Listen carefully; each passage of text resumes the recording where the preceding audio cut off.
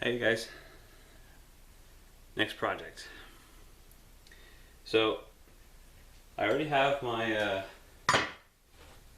main bushcraft knife, which is the XXX Bushman. Nice standard knife, very high quality, 01 steel and or 01 steel, whatever. So this is great for, this is a nice Scandi grind. It's perfect for whittling and making those tools around anywhere around bushcraft. I wanted to start my own knife from scratch. From scratch. So I started with this blank blade. Ordered this in from I think this was the USA Knife Makers, and it's a Damascus blade. Supposedly it's a real one.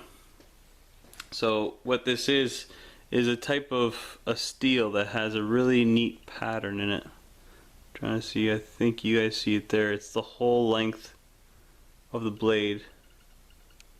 There you go, see? There's this really cool pattern to it. So this is, instead of a bushcraft, this is more of a hunting and skinning knife. So I just wanted another style. It's always good to have an extra blade, spare blade, and they did a nice job. It's 1095 steel, so it should hold up a good edge. I'm not sure, I've never ordered a knife from these guys, so I don't know how well they temper or heat treat their blades. They seem like a pretty big company, so I'm sorry if probably most of you know this company already. I don't like the grind that came with it. Couldn't really see on the pictures very much, and there wasn't a lot of pictures because I picked this up on eBay.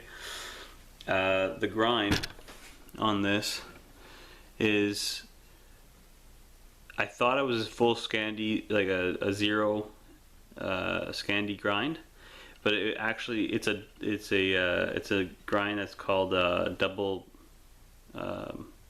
bevel, I think. So it has a secondary bevel basically. So right at the edge of the blade, I don't know if that's, so right at the edge of the blade there's a secondary bevel, which means that when you touch it, it's sharp, but it's not a slicer, it's more of a chopper. When anything I'm going to push this up against, because the edge of the blade is so thick, it's going to be pushing against and trying to split open the wood. With the Scandi grind, it's already in the mid-range between the chopper and the slicer, so it does both pretty well, and neither one perfect. So, and I was looking, I already have my Becker DK2 for the chopper.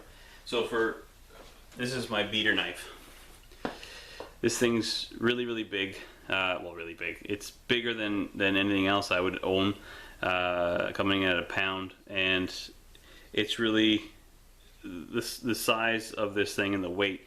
It's perfect for examples of what a knife can do as a chopper. So the PK7 would probably be definitely an even better chopper, but this thing does the job. I was able to get through a 6-inch tree in about a minute and a half with this. So this is an example that, again, the edge doesn't need to be that thin. You want something thicker so that it holds up to the abuse.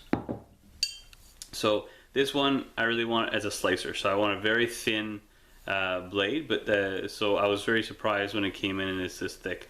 So I'm actually going to take on the task of trying to regrind this edge. Hopefully I won't screw up the heat treatment. I'm gonna have to concentrate on keeping it very cool. So the first task of this will be to remake the edge to the way that I want, and then after that will be to get the scales. So make the scales. So the scales, I went to my favorite lumber yard, and they gave me, I have my trusty zebra wood. That piece right there is all that's left from the rest of the project. So there's plenty there to make a couple more walking sticks or well, whatever else. So there's my zebra wood that that's what I made this with. It's a very nice pattern. This one I didn't make with scales. It was the first scales. Sorry, there's no rivets. So I just used bolts, just normal run-of-the-mill bolts with a lug nut in the back. So, which was fine for something this big. I wasn't looking for anything super nice. I just wanted it to be solid and comfortable in my hand, and it definitely is. It's very, very comfortable. This one I'm looking to make something a lot nicer. So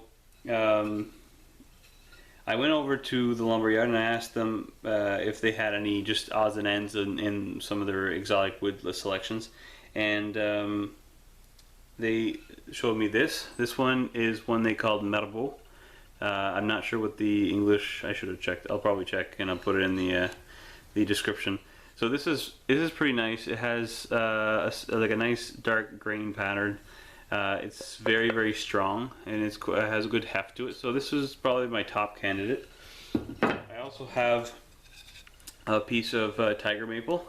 I've seen a lot nicer pieces of tiger maple than this, with the black, like the tiger stripes. Basically, I've seen a lot nicer than this. So this is not a super nice piece, but another one to consider. I've also got black walnut that I don't find the grain pattern and like I think it's a very good wood, but I find the grain just not that interesting.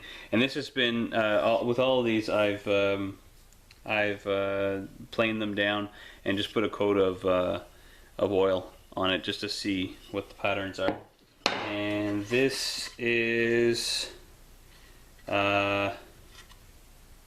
mahogany, I think. So plated mahogany. This is actually a really nice pattern. To at least the grain's nice, and yeah, you can see the grain nicely. So this one I like a bit more because it's dark and it's red. I think it'd be nice with this, with all the waves. So that'd be pretty nice too. I'll see. So I've got time to look into it. So for this one, I'll be using 2-part epoxy, slow drying. I'll be putting some on the back of the scales and in the rivets. I bought these types of rivets.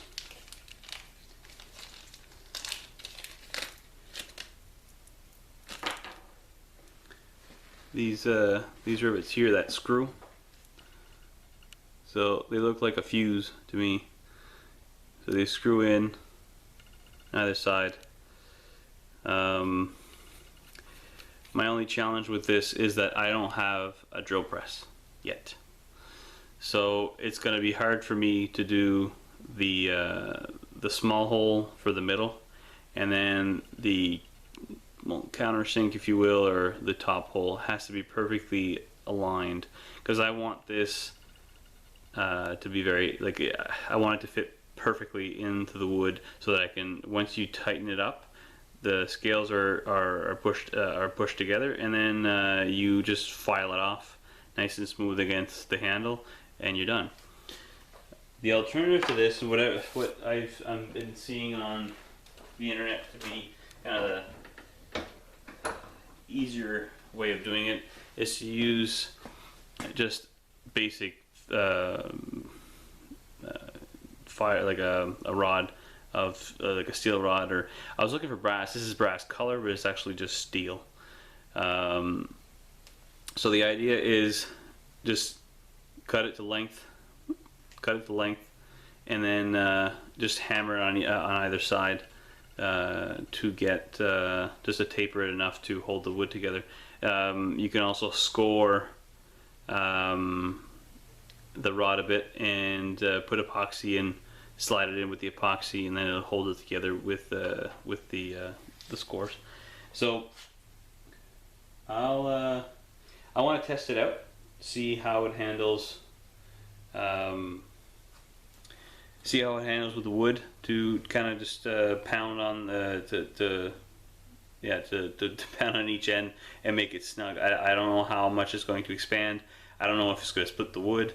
I don't want to do the whole, like, try this out first time on a finished, perfectly carved scale for the knife, and then find out it's going to split it open. So I'm going to start by cutting a couple pieces out, and I'll see. I'm going to test it out on just a test piece of wood.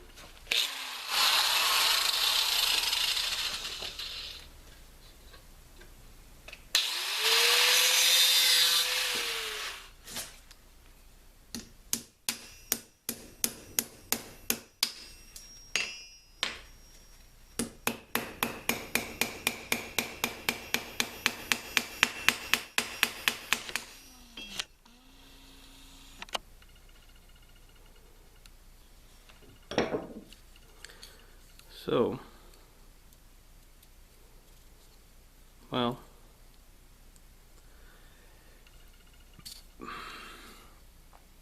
this might be the best I can hope for.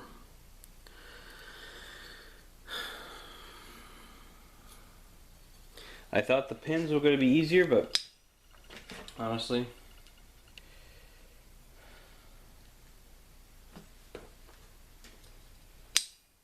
where'd I go?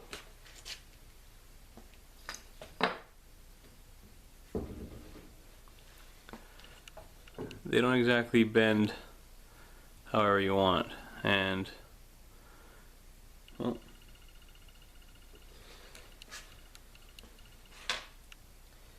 this took me 2 seconds to do, and I don't even have a drill press.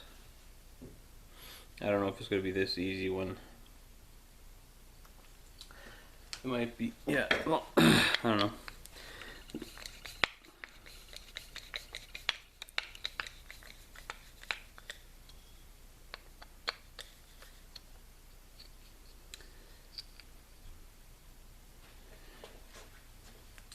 I think I have a better probability of success using these rivets to get the knife scales on. So we'll give that a try.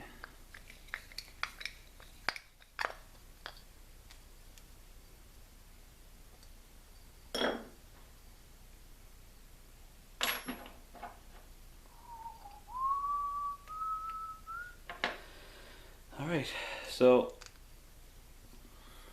next steps.